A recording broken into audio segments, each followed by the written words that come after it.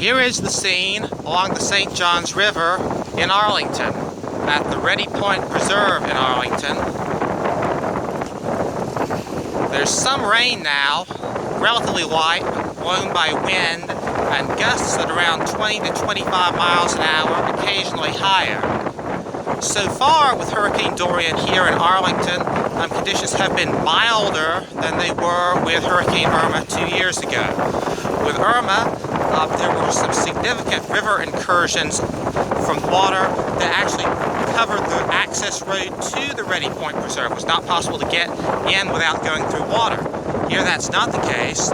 Currently, Hurricane Dorian is located about 90 miles east of Daytona Beach at a current speed of about 9 miles to the north-northwest. The strongest weather from Dorian should get here within the next few hours.